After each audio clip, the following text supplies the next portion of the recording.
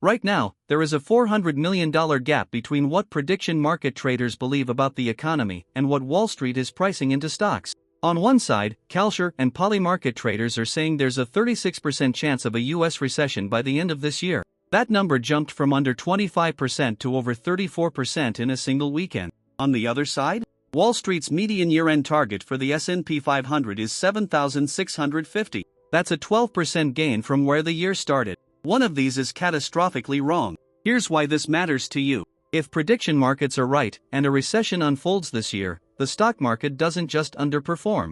Historically, recession-era drawdowns average 30% or more. That wipes trillions from retirement accounts, 401(k)s, pension funds, your portfolio. If Wall Street is right, prediction market traders are lighting money on fire, paying 36 cents on contracts that will expire worthless. But here's the thing. These two numbers can't both be true at the same time. A market forecasting a 12% rally and a market forecasting a 36% recession probability are telling fundamentally different stories about the same economy. Someone is holding a $400 million mispricing and they don't know it yet. So the question becomes, who's wrong? Is it the prediction market traders who just watched oil prices double in 2 weeks and panic? Or is it Wall Street, sitting on price targets they published before the biggest energy crisis since the 1970s? We're going to break down exactly what created this gap, why it's widening, and what the smart money is quietly doing right now that almost nobody is talking about. But first, you need to understand how we got here. 'Cause this mispricing didn't appear out of nowhere.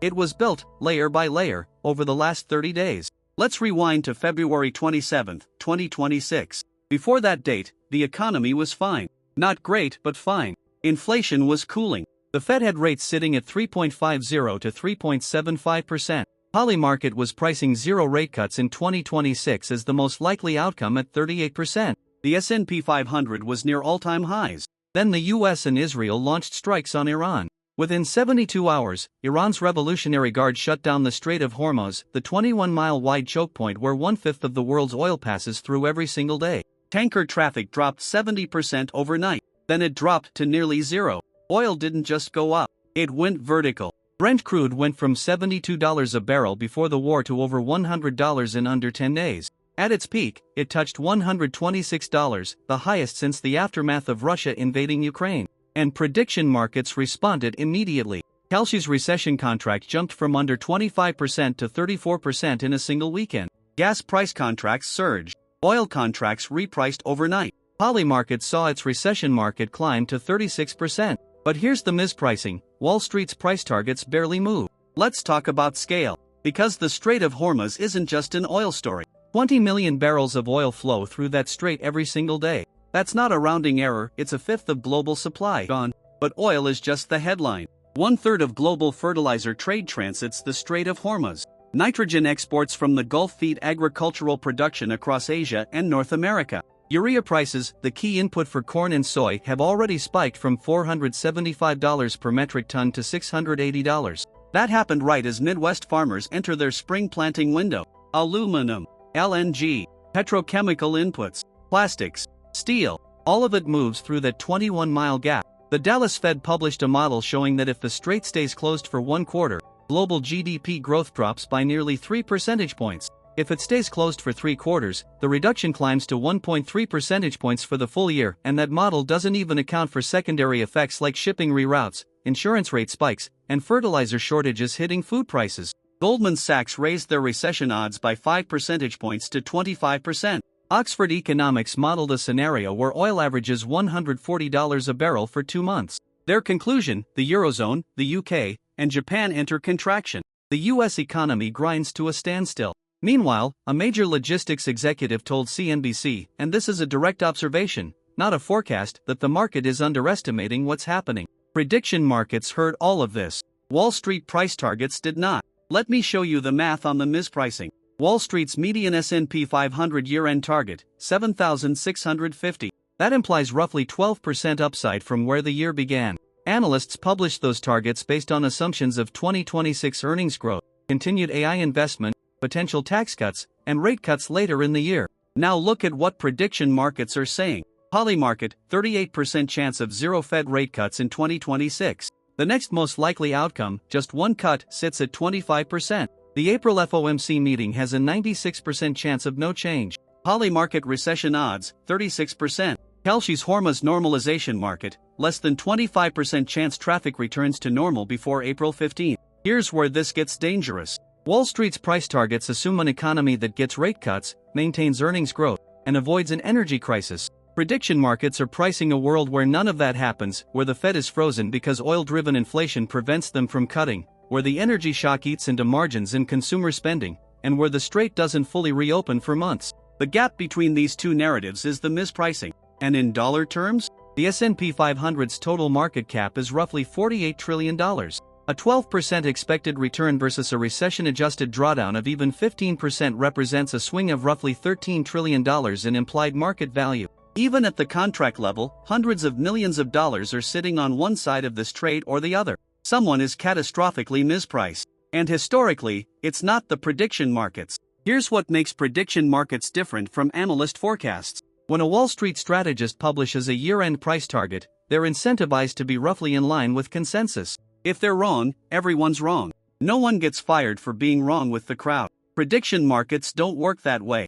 On Kalshi and Polymarket, you're putting real money behind your belief. If you're wrong, you lose. If you're right, you profit. There's no reputational cover. Polymarket's recession market has generated nearly $900,000 in trading volume. Kalshi's Hormuz normalization market has seen $100,000 wagered. The Fed rate cut market on Polymarket has seen $13.8 million traded across thousands of participants. These aren't opinions, they're positions. And historically, prediction markets have outperformed expert consensus in elections, economic forecasting, and geopolitical events. Polymarket itself reports a one-month accuracy score of 94%. So when you see a gap this wide between prediction markets and Wall Street consensus, you should ask, which system has more skin in the game?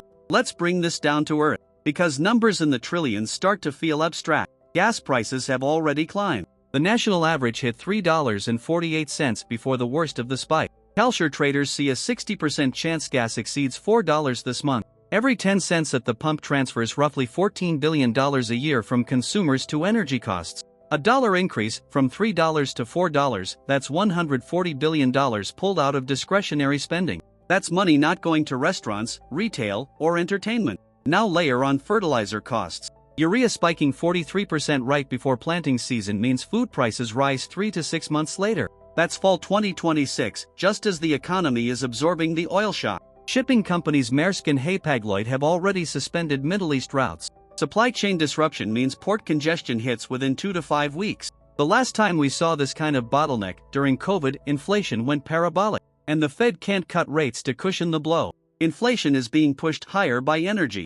The Fed is trapped. Polymarket sees 96% odds of no rate change at the April meeting. That means no relief for borrowers, no easing for the housing market, no stimulus for an economy taking body blows from 3 directions at once. This is the scenario prediction markets are pricing. Wall Street's targets don't account for it. So where is the money actually flowing?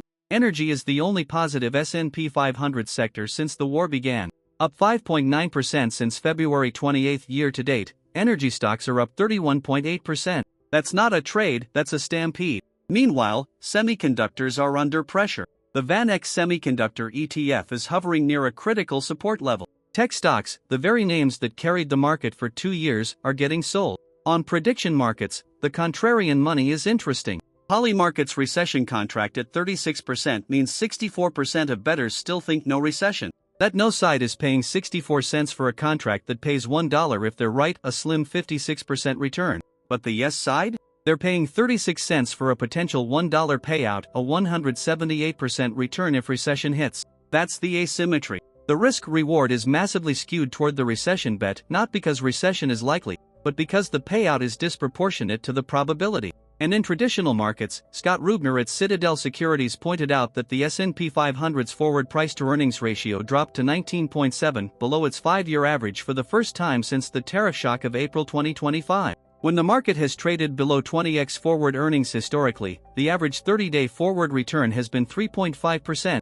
with a median of 6.4%. So the smart money is doing 2 things simultaneously, hedging through prediction markets and buying the dip in equities. They're playing both sides of the mispricing. But here's the variable almost nobody is talking about. The prediction markets, the Wall Street analysts, the Fed models, they're all pricing known risks. Oil at $100. Straight closed. Inflation elevated. What they haven't priced is what happens if this war escalates beyond the strait. Iran's IRGC has already attacked ships 800 kilometers from the strait itself, hitting a tanker near Kuwait. Drones struck storage facilities in Oman. The conflict zone is expanding, not contracting. If Iranian retaliation targets oil production infrastructure directly, not just shipping lanes, but refineries, pipelines, export terminals, we're no longer talking about $100 oil. We're talking about $140, potentially $200.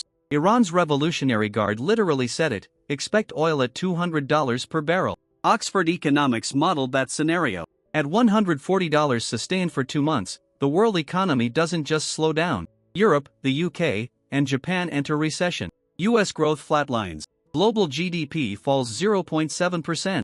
And the Kalshi normalization market? Only 25% chance the strait reopens before April 15. By June, odds improved to 67%. By July, 76%. That means the base case, the most likely outcome, is months of disruption. Not days. Months. Wall Street's price targets were published in a world where none of this existed. So here's where we stand. Prediction markets are pricing a 36% recession. Wall Street is pricing a 12% rally. The gap between those two numbers represents one of the largest macro mispricings in recent memory. One side is going to be spectacularly right. The other is going to lose hundreds of millions of dollars. And here's what keeps me up at night. The last time prediction markets and Wall Street consensus diverged this sharply on an economic shock was early 2020. The prediction markets moved first. Wall Street caught up, but by then, the S&P had already fallen 34%. Prediction markets are sitting at 36% recession probability right now. But the last time they were this confident about stability, they were dead wrong.